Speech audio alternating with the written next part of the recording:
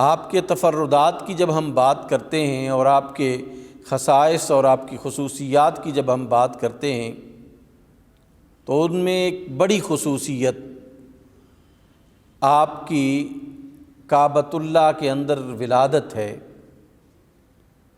یہ بڑا اعزاز ہے جو امت مسلمہ میں اللہ سبحانہ و تعالیٰ نے اور کسی مسلمان کو یہ عطا نہیں فرمایا ہے کہ آپ کی ولادت باسعادت کعبۃ اللہ میں ہوتی ہے۔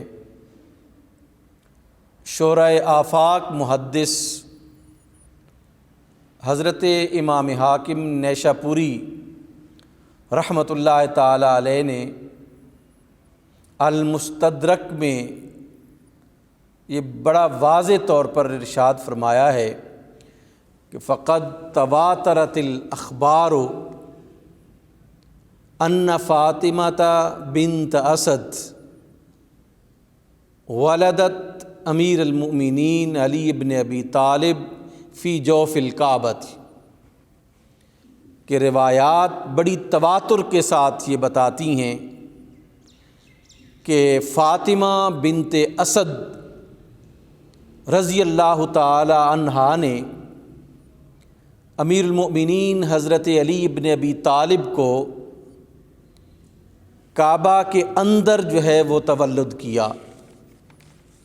آپ کی ولادت باسعادت کعبۃ اللہ کے اندر ہوئی۔ اسی کی تصدیق کرتے ہوئے حضرت شاہ ولی اللہ محدث دہلوی رحمۃ اللہ تعالی علیہ نے ازالۃ الخفا میں یہ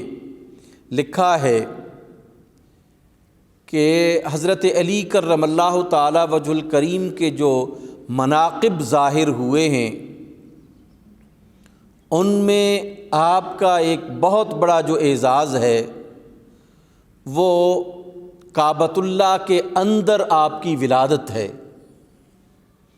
اور حضرت امام حاکم نیشاپوری کا حوالہ دیتے ہوئے انہوں نے کہا کہ جیسا کہ امام حاکم نے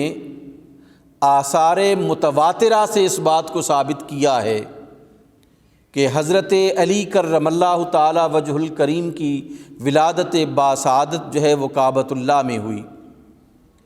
ازالۃ الخفا میں بھی شاہ ولی اللہ محدث دہلوی علیہ الرحمہ نے لکھا ہے، اور اپنی ایک بہت ہی مشہور کتاب قرۃ العینین میں بھی حضرت شاہ ولی اللہ محدث دہلوی رحمۃ اللہ تعالی علیہ نے اس بات کو دوبارہ لکھا ہے، ریپیٹ کیا ہے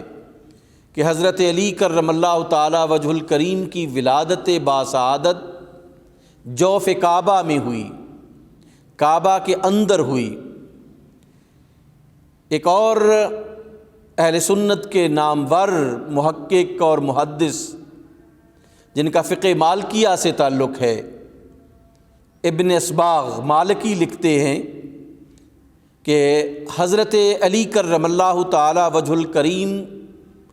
13 رجب المرجب کو مکہ شریف میں کعبہ کے اندر پیدا ہوئے، اور آپ کے علاوہ کعبۃ اللہ میں کوئی شخص جو ہے وہ پیدا نہیں ہوا۔ یہ آپ نے ابن صباغ مالکی نے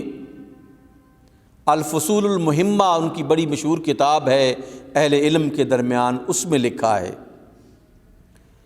اسی طرح امام ذہبی رحمۃ اللہ تعالی علیہ جن کا حدیث میں ایک نام ہے اور حدیث میں بطور سند حضرت امام ذہبی رحمۃ اللہ تعالی علیہ کو بیان کیا جاتا ہے، جس جگہ امام ذہبی کا حوالہ آ جاتا ہے، نام آ جاتا ہے، تو محققین بس اس تحقیق کو وہیں پہ چھوڑ دیتے ہیں کہ امام ذہبی نے کہہ دیا ہے تو اس وجہ سے یہ درست ہے۔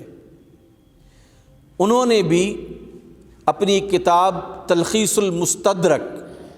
امام حاکم نیشاپوری کی جو حدیثوں کی کتاب ہے اس کی تلخیص انہوں نے جو ہے وہ کی المستدرک کی، اور اس کا نام رکھا تلخیص المستدرک۔ اس میں امام ذہبی رحمۃ اللہ تعالی علیہ نے کہا کہ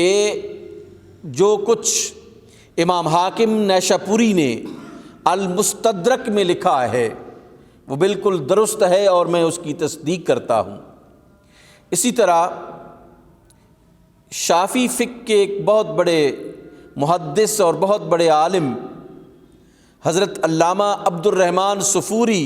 الشافعی رحمۃ اللہ تعالی علیہ نے نزہۃ المجالس میں لکھا ہے کہ حضرت علی کرم اللہ تعالی وجہ الکریم شکم مادر سے کعبہ کے اندر جو ہے وہ پیدا ہوئے، اور یہ خصوصیت بطور خاص اللہ سبحانہ و تعالی نے حضرت علی کرم اللہ تعالی وجہ الکریم کو عطا فرمائی ہے۔ اس کے علاوہ متعدد اہل سنت، محدثین، مفکرین اور تاریخ لکھنے والوں نے یہ بات بڑی تصدیق اور اتھینٹسٹی کے ساتھ لکھی ہے کہ حضرت علی کرم اللہ تعالی وجہ الکریم کو اللہ نے یہ اعزاز عطا فرمایا کہ آپ کی ولادت باسعادت کعبۃ اللہ کے اندر جو ہے وہ ہوتی ہے۔ یہ بڑا اعزاز ہے، اور روایات میں یہ بھی ہے کہ آپ کرم اللہ تعالی وجہ الکریم کی والدہ محترمہ حضرت فاطمہ بنت اسد رضی اللہ تعالی عنہا 3 دن تک کعبہ کے اندر ہی رہیں، اور پھر رسالت مآب صلی اللہ علیہ وآلہ وسلم کعبہ کے اندر تشریف لے کے گئے۔ حضرت علی کرم اللہ تعالی وجہ الکریم کو اپنی گود میں اٹھایا، اور گود میں جب اٹھایا تو حضرت علی کرم اللہ تعالی وجہ الکریم نے اس وقت اپنی آنکھیں کھولیں، یعنی آپ حضرت علی کرم اللہ تعالی وجہ الکریم کی اس دنیا میں تشریف لانے کے بعد پہلی نگاہ جس ہستی پر پڑی وہ جناب محمد الرسول اللہ صلی اللہ علیہ وآلہ وسلم کی ذات ہے۔